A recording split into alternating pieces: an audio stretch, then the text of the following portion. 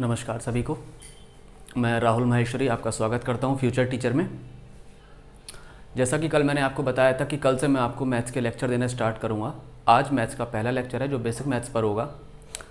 उससे पहले हम मैथ्स का सिलेबस डिस्कस कर लेते हैं। सिलेबस में जैसा मैंने आपको बताया था कि सिर्फ 5 टॉपिक्स हैं। मेनली उन 5 टॉपिक्स से ही क्वेश्चन पूछे जाते हैं और 90% क्वेश्चन उन्हीं 5 टॉपिक से सॉल्व हो जाते हैं। बुक्स में आपको टॉपिक्स बहुत सारे दिए होंगे, डिवाइड करके दिए होते हैं एक्चुअली टॉपिक्स। किस तरह से, जैसे नंबर्स एक टॉपिक है तो नंबर्स में बहुत सारे सब टॉपिक्स दे दिए जाते हैं। अच्छा, एक ज़रूरी बात, एक कल वीडियो मैंने आपको दी थी न्यू एजुकेशन पॉलिसी और सीटेट पर इफेक्ट को लेकर, तो अगर आपने वो वीडियो नहीं देखी है तो आप उसको एक बार देख लीजिए जाकर। सबसे पहले हम बात कर लेते हैं सिलेबस की। जैसा मैंने आपको बताया कि सीटेट सिर्फ 5 टॉपिक्स से ही क्वेश्चन पूछता है। मेन 5 टॉपिक्स हैं वो। सबसे पहला टॉपिक है नंबर्स। इस नंबर्स में ही इंक्लूड कर लेते हैं हम नंबर सिस्टम को। नंबर सिस्टम के अंदर HCF, LCM से लेकर real number, rational number, irrational number, ये सारा सब कुछ इसी में कवर हो जाएगा नंबर्स में। दूसरा टॉपिक आपका मेजरमेंट। मेजरमेंट के भी बहुत सारे सब टॉपिक्स दिए हुए हैं, जैसे क्लॉक अलग दिया हुआ है, कैलेंडर अलग दिया हुआ है, वेट अलग दिया हुआ है, लेंथ अलग दिया हुआ है। ये सारे टॉपिक्स इसी में इंक्लूड हो जाते हैं मेजरमेंट में, राइट। नेक्स्ट टॉपिक आपका ज्योमेट्री। ये एक बड़ा टॉपिक है। जनरली जो स्टूडेंट्स मैथ नहीं पढ़ते हैं दिलचस्पी के साथ, या स्टार्टिंग से जिनका मन नहीं लगता मैथ्स में, उन्हें इस टॉपिक में ज़्यादा प्रॉब्लम आती है। लेकिन फिर भी मैं आपको इतना ईजी वे से ये ज्योमेट्री टॉपिक कराऊंगा कि मुझे पूरी उम्मीद है आपको ये टॉपिक समझ में आ जाएगा। नेक्स्ट टॉपिक है आपका डेटा हैंडलिंग। डेटा हैंडलिंग में जनरली रीजनिंग बेस्ड क्वेश्चन पूछे जाते हैं। और उसके बाद नेक्स्ट टॉपिक है आपका सिंप्लीफिकेशन। सिंप्लीफिकेशन क्या, बचपन से जब हम मैथ पढ़ना सीखते हैं तो सिंप्लीफिकेशन ही सीखते हैं।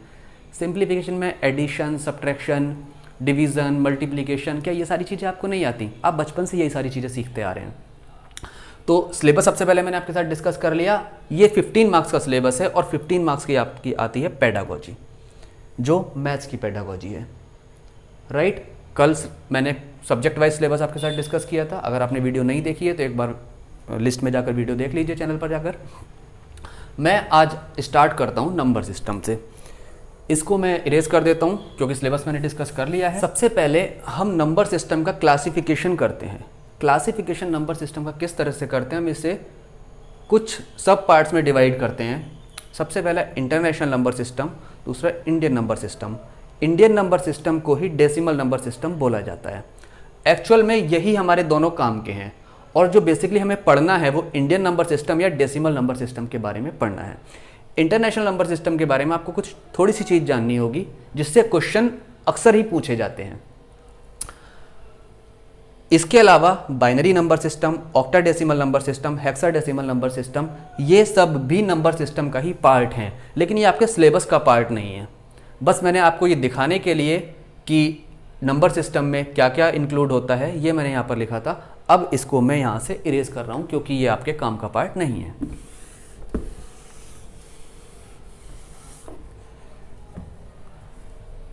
बेसिकली डिफरेंस क्या है इंटरनेशनल नंबर सिस्टम और इंडियन नंबर सिस्टम में? आपने कभी सरकारी घोटाले सुने होंगे, तो बहुत सारे सुने होंगे इस तरह से कि 4000 करोड़ का घोटाला हुआ, या फिर 400 मिलियन का घोटाला हुआ। तो किस तरह से वो नंबर्स आपको एनालाइज किए जाते हैं, एक बार मैं आपको बताता हूँ। इंटरनेशनल नंबर सिस्टम और इंडियन नंबर सिस्टम दोनों में डिफरेंस क्या है बेसिकली। जैसे जब आप नंबर लिखना स्टार्ट करते हैं, सपोज कीजिए आपने राइट हैंड साइड से नंबर लिखना स्टार्ट किया, 1 2 3 4 5। एक बार यहाँ लिख देता हूँ 1 2 3 4 5। जब आप इसको रीड करना स्टार्ट करते हैं तो आप इसे कैसे रीड करते हैं? Ones, tens, hundreds, thousand, 10,000। Same यहाँ पर वंस, टेंस, 100, 1000, 10,000। अगर आपको सिर्फ इतने ही नंबर को रीड करना है तो आप क्या रीड करेंगे? 54,321, 54,321। लेकिन अगर मैं यहाँ पर एक नंबर और बढ़ा देता हूँ 6, मैंने यहाँ पर भी एक नंबर बढ़ा दिया 6, जब आप इंडियन नंबर सिस्टम में या डेसिमल नंबर सिस्टम में इसको रीड करेंगे तो आप रीड करेंगे 6,54,321, 6,54,321। यहीं पर डिफरेंस आ जाता है इंटरनेशनल नंबर सिस्टम में। इंटरनेशनल नंबर सिस्टम में क्या होता है कि हम 3-3 नंबर के ग्रुप बनाते हैं। इसको आप रीड करते हैं किस तरह से, 654,321 किस तरह से रीड करते हैं ये आप एक बार देखिए। जो हमारे फर्स्ट 3 नंबर्स का ग्रुप होता है, ये ग्रुप होता है हंड्रेड्स का। जो सेकंड 3 नंबर का हमारा ग्रुप होता है वो ग्रुप होता है हमारा 1000 का। और जो थर्ड ग्रुप हमारा होता है, अब सपोज कीजिए मैं यहां पर 3 नंबर्स और लिखूंगा, 1 2 3। सबसे पहले हम यहां से रीड करेंगे 1 से, एक नंबर हमने यहां पर लिख लिया। जब हम इस नंबर को रीड करेंगे इंटरनेशनल नंबर सिस्टम में, तब यहां तक आपने क्या देखा, 654,321। इसके बाद का जो 3 नंबर्स का ग्रुप है ये वाला, ये ग्रुप होता है मिलियन का।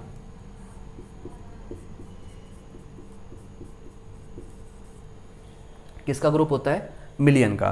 तो बेसिकली इंटरनेशनल नंबर सिस्टम में आपको ये 3 वर्ड्स याद रखने हैं। फर्स्ट 3 नंबर्स का जो ग्रुप है वो हंड्रेड्स का ग्रुप है, सेकंड 3 नंबर्स का जो ग्रुप है वो थाउजेंड्स का ग्रुप है, और थर्ड 3 नंबर्स का जो ग्रुप है वो मिलियन का ग्रुप है। सबसे पहले मैं आपको यही नंबर यहां पर इंडियन नंबर सिस्टम में एक बार रीड करके बताता हूं कि आप इसको क्या रीड करेंगे।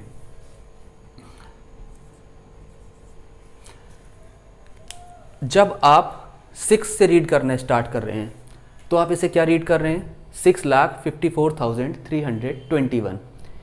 एक नोटबुक और पेन लेकर बैठिएगा, इसे लिखते रहिएगा साथ में। जो भी मैं बोल रहा हूँ वो आपके लिए नोट्स हैं और आपके काम की चीज़ें हैं।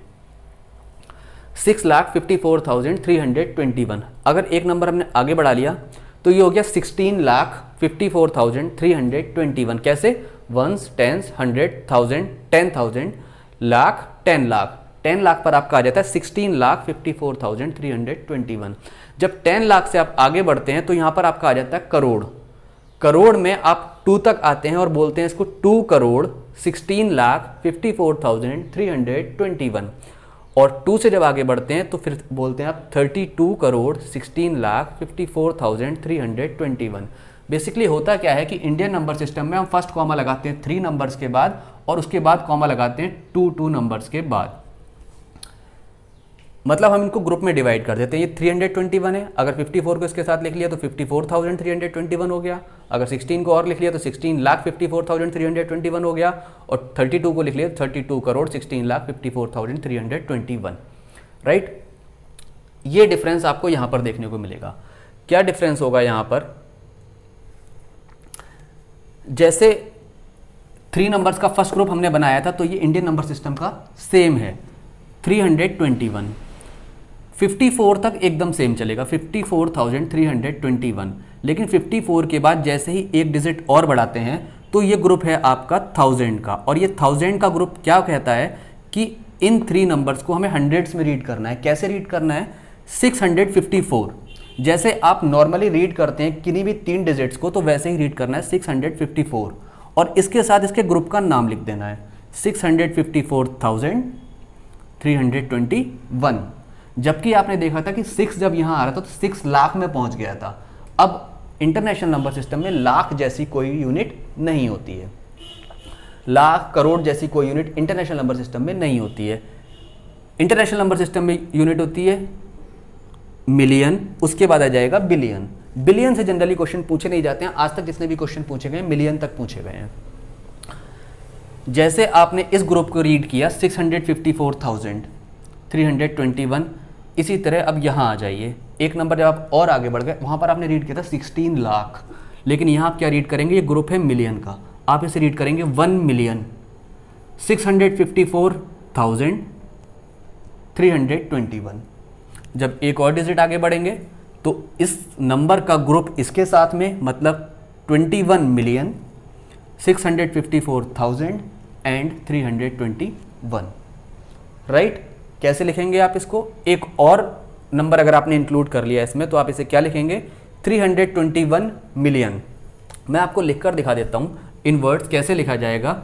ये ग्रुप है मिलियन का। सबसे पहले आप इसको क्या रीड करेंगे, 321 इसके साथ इसके ग्रुप का नाम मिलियन, नेक्स्ट 654,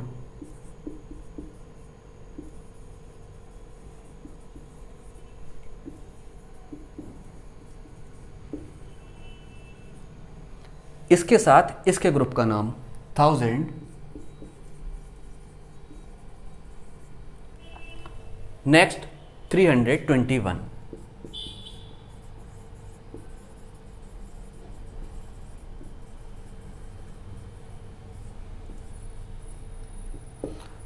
जब भी आपके सामने इस तरह से नंबर्स लिखा हुआ आएगा और आपसे क्वेश्चन पूछा जाएगा राइट इन वर्ड्स, मतलब आप इन्हें शब्दों में लिखिए, तो आप कैसे लिखेंगे, ये जो मिलियन का ग्रुप है इसके साथ इसके नंबर्स मतलब 321 मिलियन, जो 1000 का ग्रुप है इसके साथ इसके नंबर्स 654,000 एंड 321, क्योंकि ये हंड्रेड्स का ही ग्रुप है तो इसे 321 एज इट इज़ रहने देंगे। अगर इस नंबर को आपको यहाँ पर इंडियन नंबर सिस्टम में लिखना होगा, रिप्रेजेंट करना होगा, तो किस तरह से लिखेंगे, 32,16,54,321। इंडियन नंबर सिस्टम में अगर आप इसके आगे बढ़ेंगे तो आ जाएगा अरब, 2 डिजिट्स तक आ जाएगा अरब। मैं एक बार लिखकर बता देता हूँ आपको। अगर आपने यहाँ पर लिख लिया 67 तो ये हो जाएगा 76 अरब, 32 करोड़, और आगे आप रीड कर लीजिए। यहाँ पर अगर आप लिखते हैं तो एक और ग्रुप बन जाएगा। अब आपने लिखा 67 तो ये ग्रुप बन जाएगा आपका बिलियन का। जनरली बिलियन से क्वेश्चन आज तक पूछे नहीं गए हैं सीटेट में, इसलिए बिलियन की अभी तक कोई ज़रूरत पड़ी नहीं है। फिर भी पेपर का लेवल हर साल बढ़ता जा रहा है। अगर आपको सीटेट क्वालिफाई करना है तो आप एक लेवल ऊपर का पढ़िए। मिलियन के बाद ग्रुप आ जाता है बिलियन का। अगर इसको आपको रिप्रेजेंट करना होगा इन वर्ड्स तो कैसे रिप्रेजेंट करेंगे, 76 बिलियन, 76 के साथ बाद इसके ग्रुप का नाम 76 बिलियन, 321 मिलियन, 654,321। अब इसमें हंड्रेड्स मत जोड़िएगा, 321 हंड्रेड्स नहीं लिखना है आपको, ये ऑलरेडी हंड्रेड्स का ग्रुप है, 321 एज इट इज़ रहेगा। राइट, उम्मीद करता हूँ आपका कोई डाउट नहीं होगा। अगर कोई भी डाउट आपको होता है तो आप कमेंट कीजिए वीडियो के नीचे, जो भी आपके डाउट रहेंगे वो मैं नेक्स्ट वीडियो में आपके सॉल्व करा दूंगा। उम्मीद करता हूँ कि आपको इंटरनेशनल नंबर सिस्टम और इंडियन नंबर सिस्टम बहुत अच्छे से क्लियर हो गया होगा। इससे ज़्यादा इंटरनेशनल नंबर सिस्टम में कोई भी क्वेश्चन पूछे नहीं जाते हैं। तो इसको अब हम इरेज करते हैं। इसका क्लासिफिकेशन हम किस तरह से करते हैं, मैं आपके सामने नंबर्स का क्लासिफिकेशन करके कुछ हेडिंग्स लिखते जा रहा हूँ। मैं आपको बोलूँगा और आप उसे नोट्स बनाकर अपनी नोटबुक में लिखेंगे।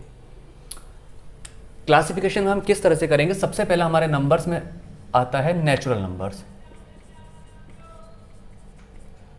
नेचुरल नंबर्स जिसे हिंदी में बोला जाता है प्राकृतिक संख्याएं।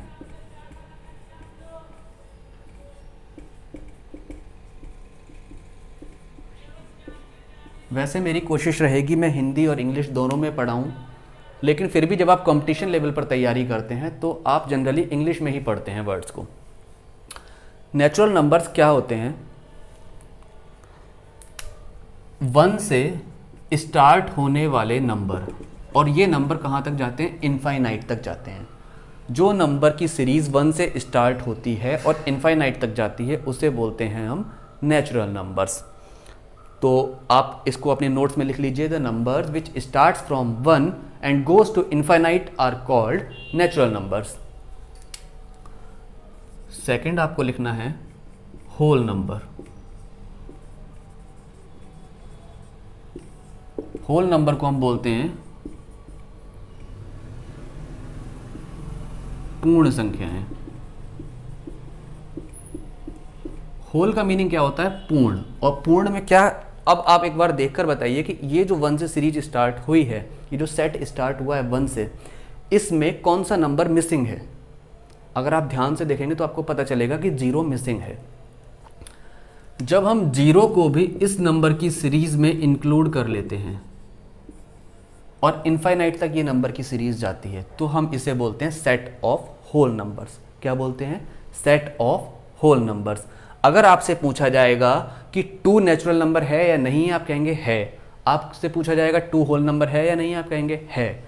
लेकिन ये जो पूरी सीरीज है इसे सेट बोला जाता है, होल नंबर्स का सेट। ये जो पूरी सीरीज है इसे सेट बोला जाएगा। ये सेट आपको कहीं तक भी दिया जा सकता है, मान लीजिए 10 तक दे दिया, 20 तक दे दिया या इनफाइनाइट तक दे दिया। इसी तरह अगर ये सेट 0 से स्टार्ट होता है तो ये सेट होल नंबर का होगा। मान लीजिए 3 तक रोक दिया, 10 तक रोक दिया या फिर इनफाइनाइट पर जाकर रोका। ये है आपका होल नंबर्स का set. Natural number, whole number के बाद आप पढ़ते हैं इवन नंबर।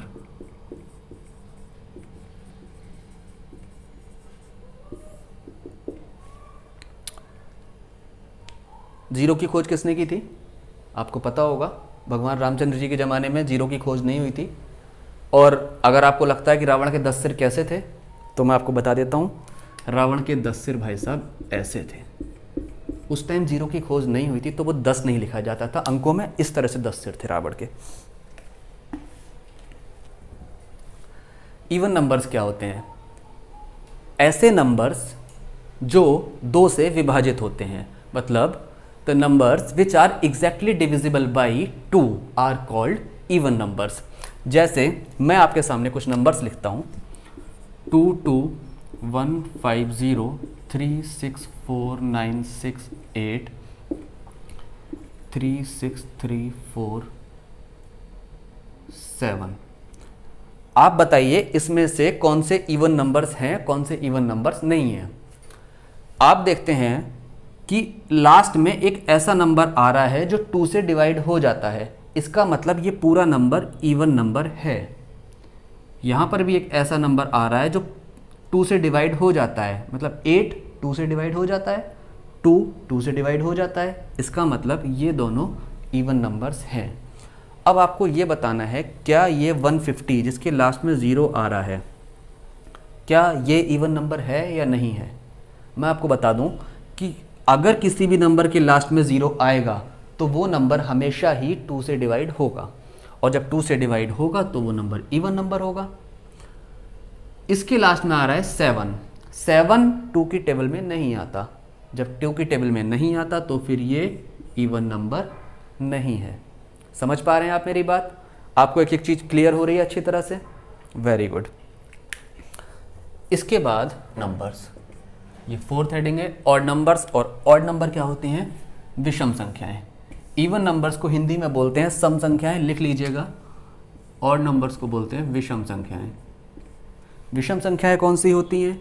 वो संख्याएं जो 2 से विभाजित नहीं होती हैं। The numbers which are not exactly divisible by 2 are called odd numbers. 1 2 1, right, 33 7 4 2 6 4 3 8 9 10। आप इसमें से देखकर बताइए मुझे कि कौन से नंबर्स ऑड नंबर्स हैं और कौन से नंबर्स ऑड नंबर्स नहीं हैं।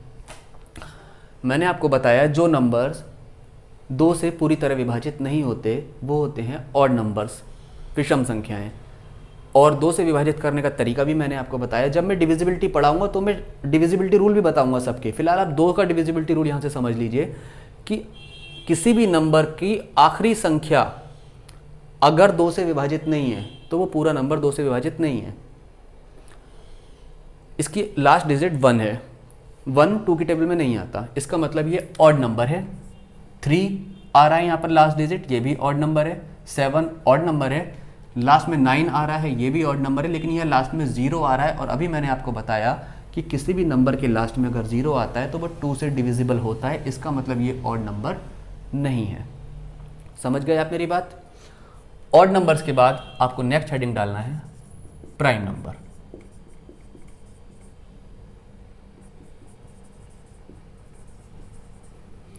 क्या होता है प्राइम नंबर? अभाज्य संख्याएं। अभाज्य संख्याएं। अभाज्य संख्याएं कौन सी होती हैं? ऐसी संख्याएं जो 1 और अपने अलावा किसी और नंबर से डिवाइड नहीं होती हैं, उन्हें हम बोलते हैं प्राइम नंबर्स। जैसे 3 एक ऐसा नंबर है, 2 एक ऐसा नंबर है, 5, 13, 29, 37, 41,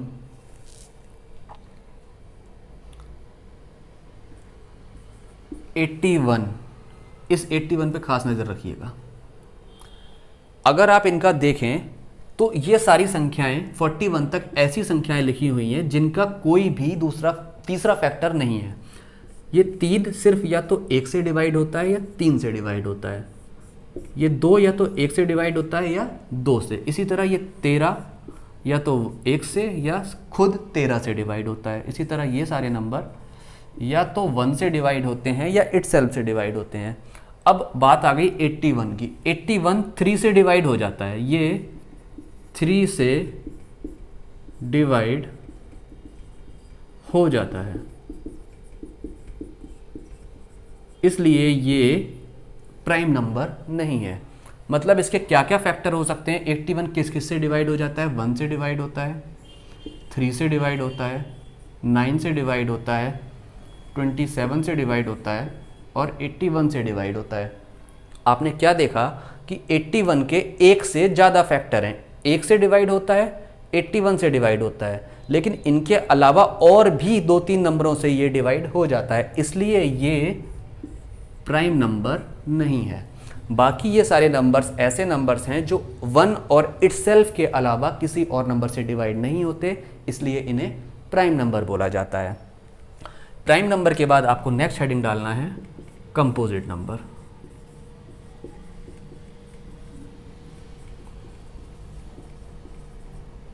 भाज्य संख्याएं।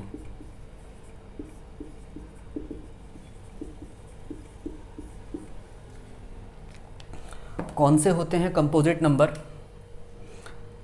जैसे 4 हो गया, 9 हो गया, 12 हो गया, 36 हो गया, ये सारे कंपोजिट नंबर्स हैं।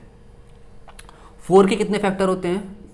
1 से डिवाइड होता है, 2 से और 4 से। 9 के 1, 3, 9, 12 के 1, 3, 4, 6 और 12। इसी तरह 36 के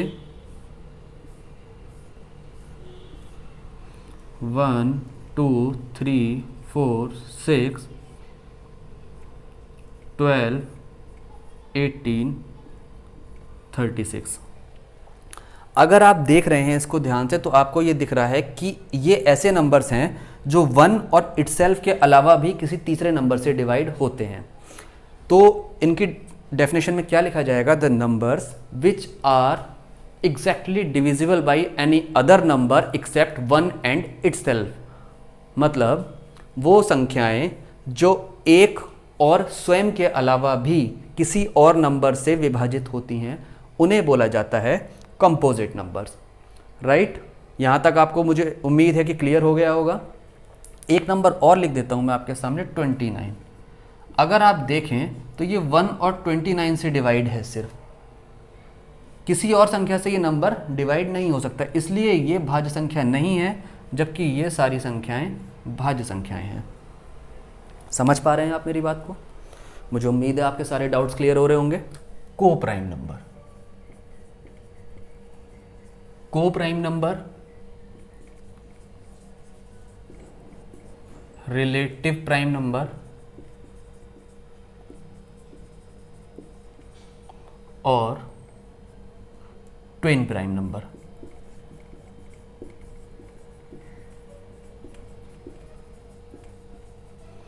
बहुत बारीक सा डिफरेंस है इन तीनों में। अगर ये डिफरेंस आपने समझ लिया तो आगे से आपको कभी कंफ्यूजन नहीं होगा कि को प्राइम नंबर्स क्या होते हैं, रिलेटिव प्राइम नंबर्स क्या होते हैं और ट्विन प्राइम नंबर्स क्या होते हैं। इसे हिंदी में बोला जाता है सह अभाज्य संख्याएं। आप लिख लीजिए हिंदी में सह अभाज्य संख्याएं, और रिलेटिव प्राइम नंबर्स को बोला जाता है सापेक्षित अभाज्य संख्याएं। जैसे मैंने आपको प्राइम नंबर्स के बारे में बताया कि ऐसे नंबर्स जो 1 और इटसेल्फ के अलावा किसी और नंबर से डिवाइड नहीं होते हैं तो उन्हें बोला जाता है प्राइम नंबर। लेकिन को प्राइम नंबर क्या होते हैं? कोई भी ऐसे दो प्राइम नंबर जिनका HCF 1 आता है उन्हें बोला जाता है को प्राइम नंबर। मैंने क्या बोला? कोई भी ऐसे दो प्राइम नंबर जिनका HCF 1 आता है उन्हें बोला जाता है को प्राइम नंबर। अगर आप कोई भी दो प्राइम नंबर उठाकर देखेंगे तो उनका HCF हमेशा ही 1 आएगा। 5 7 हो गया, 7 और 11 हो गया, 13 और 29 हो गया, ये सारे को प्राइम नंबर्स हैं। अगर मैं आपसे बात करूं क्या 9 और 12 को प्राइम नंबर है, तो आप कहेंगे नहीं है, क्योंकि इनका HCF 3 आ जाएगा। HCF कैसे निकालते हैं मैं आपको एक बार साइड में निकाल कर दिखा देता हूं। जब आप 5 से 7 को डिवाइड करते हैं तो 5 बन जा 5, यहाँ से बचता है 2, इस 2 से इस 5 को डिवाइड करेंगे, 2 2 जा 4, यहाँ से बचता है 1, और 1 से इस 2 को डिवाइड करेंगे तो वो नंबर जो सबसे लास्ट में डिवाइड करता है किसी भी नंबर को तो वो होता है HCF। इसका मतलब ऐसे कोई भी दो प्राइम नंबर जिनका HCF 1 आता है उन्हें बोलते हैं को प्राइम नंबर। ठीक, को प्राइम नंबर के बाद हम लिखते हैं twin prime number. Twin prime number में क्या डिफरेंस है? फिर से मैंने लिखा 5 7, फिर से मैंने लिखा 7 11, और फिर से मैंने लिखा 13 29, एक नंबर और लिख लेते हैं 3 और 5। ट्विन का मीनिंग क्या होता है? जब बच्चे पैदा होते हैं आप कहते हैं ट्विंस हुए हैं, मतलब जुड़वा हुए हैं। मजाक की बात थी। ट्विन का मतलब क्या होता है? दो। तो ऐसे कोई भी दो प्राइम नंबर्स का सेट जिनके बीच का डिफरेंस 2 हो, ये दो नंबर हैं, इनके बीच का डिफरेंस 2 है। एक और सेट लिख देते हैं 29 और 31, इनके बीच का डिफरेंस 2 है। तो इसलिए ये ट्विन प्राइम है, ये ट्विन प्राइम है, ये ट्विन प्राइम है। अब अगर आपसे पूछा जाए क्या 7 और 11 ट्विन प्राइम नहीं है, तो आप कहेंगे नहीं है, ये को प्राइम नंबर्स तो हैं। को प्राइम नंबर्स क्यों हैं? क्योंकि ऐसे दो प्राइम नंबर का सेट जिनका HCF 1 आता है वो होते हैं को प्राइम नंबर्स। लेकिन इनके बीच का डिफरेंस 2 नहीं है, इसी तरह इनके भी बीच का डिफरेंस 2 नहीं है। HCF तो 1 आ जाएगा लेकिन इनके बीच का डिफरेंस 2 नहीं है, इसलिए ये ट्विन प्राइम नंबर नहीं है। अगर आप इन तीन सेट्स की बात करें, जब इनका HCF निकालेंगे इस मेथड से, तो इनका भी HCF 1 आएगा और इनके बीच का डिफरेंस 2 है, इसलिए ये ट्विन प्राइम नंबर कहलाते हैं। अब इसके अलावा बात करते हैं रिलेटिव प्राइम नंबर की। रिलेटिव प्राइम नंबर क्या होता है? बहुत इंपॉर्टेंट है ये रिलेटिव प्राइम नंबर। बहुत ज़्यादा कन्फ्यूज़न रहता है बहुत सारे लोगों को इसमें, रिलेटिव प्राइम नंबर और को प्राइम नंबर और ट्विन प्राइम नंबर। उम्मीद करता हूँ को प्राइम नंबर और ट्विन प्राइम नंबर आपको बहुत अच्छे से समझ में आ गया होगा। अब रिलेटिव प्राइम नंबर क्या होता है? कोई भी ऐसे दो नंबर, जैसे मान लिया 4 और 7, 8 और 15, कोई भी ऐसे दो नंबर जिनका HCF 1 आता है उन्हें हम बोलते हैं रिलेटिव प्राइम नंबर। डिफरेंस क्या है इन दोनों में? इसकी डेफिनेशन में मैंने बोला कोई भी ऐसे दो नंबर जिनका HCF 1 आता है वो होते हैं रिलेटिव प्राइम नंबर। लेकिन इसकी डेफिनेशन में मैंने बोला था कोई भी ऐसे दो प्राइम नंबर, यहां पर नंबर कंपोजिट नहीं हो सकता। ठीक है, तो डेफिनेशन क्या है? कोई भी ऐसे दो प्राइम नंबर जिनका HCF 1 आएगा वो होते हैं को प्राइम नंबर। इसमें होता है कोई भी ऐसे दो नंबर, जरूरी नहीं है प्राइम नंबर ही हो, एक प्राइम एक कंपोजिट भी हो सकता है, लेकिन इनका HCF हमेशा ही 1 आना चाहिए। अगर HCF 1 आता है तो इसको बोलते हैं रिलेटिव प्राइम नंबर। राइट, उम्मीद करता हूं कि आप यहां तक बहुत अच्छे से समझ गए होंगे। एक क्वेश्चन नोट कीजिए रिलेटिव प्राइम नंबर पर। आपको ये बताना है कि P और Q के ऐसे कितने पेयर पॉसिबल हैं जिनका सम करने पर 10 आए और P Q से छोटा होना चाहिए। P और Q दो रिलेटिव प्राइम नंबर हैं। जैसे P plus Q is equal to 10 लिखा है। अब सबसे पहले आपको देखना पड़ेगा कि ऐसे कितने पेयर बन रहे हैं जिनका सम 10 आएगा। जैसे हम 1 से स्टार्ट करते हैं, 1 और 9 का सम कितना 10 आ जाता है, 2 और 8 का सम 10 आ जाता है, 3 और 7 का सम 10, 4 और 6 का सम 10, 5 और 5 को हम नहीं लिख सकते क्योंकि हम यहाँ पर पहले से दिया हुआ है कंडीशन में कि P Q से छोटा है। इस तरह से अगर आप देख रहे हैं तो 4 पेयर बन रहे हैं जिनका सम 10 आ रहा है, लेकिन कंडीशन ये है कि ये दोनों रिलेटिव प्राइम नंबर हैं। रिलेटिव प्राइम नंबर की कंडीशन क्या होती है कि कोई भी दो ऐसे नंबर जिनका HCF 1 आता है। अगर आप 1 और 9 वाली कंडीशन को देखें तो HCF 1 आता है, यहाँ पर 1 और 9 का HCF 1 होगा। जी हाँ, बिल्कुल होगा। क्या 2 और 8 का HCF 1 होगा? नहीं होगा, इनका HCF 2 आ जाएगा क्योंकि 8 2 से डिविजिबल है। क्या 3 और 7 का HCF 1 होगा? बिल्कुल होगा। 3 और 7 का जब HCF आप फाइंड करेंगे तो 1 आ जाएगा। 4 और 6 का HCF 1 नहीं होगा। तो आपने क्या देखा कि ऐसे दो पेयर सिर्फ पॉसिबल हैं, एक तो 1 and 9, 1,9 and 3,7, only 2 pairs are possible. ये बात आप समझ पाए जो क्वेश्चन की लैंग्वेज में बताया गया था। सिर्फ 2 पेयर पॉसिबल हैं जिनका सम 10 आए, जहां पर 2 रिलेटिव प्राइम नंबर हैं और P Q से छोटा है। उम्मीद करता हूं कि आपको ये लेक्चर समझ में आया होगा पूरी तरह से। अगर आपको इस लेक्चर में समझने में कोई भी कठिनाई हुई है तो आप मुझे वीडियो के नीचे कमेंट करके बताइए। मैं आपके सारे डाउट्स लूँगा और सारे डाउट्स नेक्स्ट वीडियो में सॉर्ट आउट कराऊंगा। ये नंबर्स का एक तरह से क्लासिफिकेशन था। एक बार हम नंबर्स का क्लासिफिकेशन अगली वीडियो में पढ़ेंगे और दूसरी तरह से पढ़ेंगे। इसके आगे का आपको नेक्स्ट वीडियो में मिलेगा और मैं कोशिश करूंगा कि लगातार आपको वीडियो प्रोवाइड कराता रहूं, जिससे अगर जुलाई में भी आपका एग्जाम हो जाता है तो जुलाई से पहले आपका मैथ्स अच्छी तरह से प्रिपेयर हो जाए। कोशिश तो वैसे मेरी ये भी रहेगी कि EVS का भी पार्ट मैं जुलाई CTET से पहले कंप्लीट करा दूं।